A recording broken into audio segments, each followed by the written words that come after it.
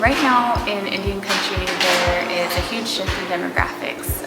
There are a large portion of communities that have a very high percentage of young people. In these communities, it's really important for youth to be able to have skills and to develop leadership skills, and through this exhibit we're really showing that creativity can be a tool, it can be a leadership tool. And the mentor artists that have come together, there are 7 of them, and all have work that's really rooted in community, that's rooted in their identity as Native people, and they're really taking on this leadership role themselves. And so what perfect way for the younger generation to work with artists who are still in themselves. I think a lot of them feel like they're not elders, they're not leaders themselves, but their work that they do is very representative of a lot of Native values that are important.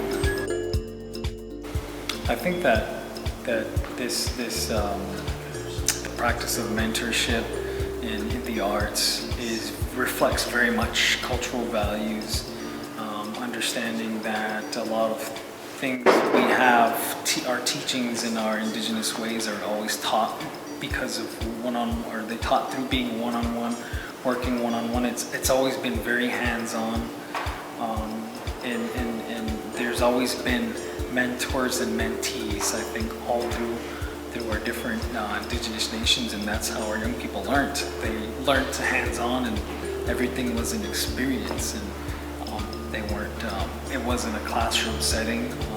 There wasn't just lecture. There was, young people were actually a part of the community. They were part of actually being functional components to helping things develop and grow. So I think that when we look at this concept of mentor and mentee, and we bringing that into the arts, it's very much reflective of our cultural values. I think it's because it's a different view.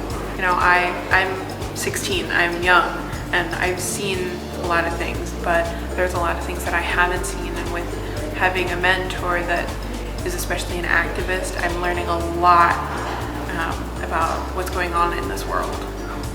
In this project, we're trying to show and explain what cultural appropriation is and the general idea of it, and we want to show that we want to fight against it because it's not something that our society needs.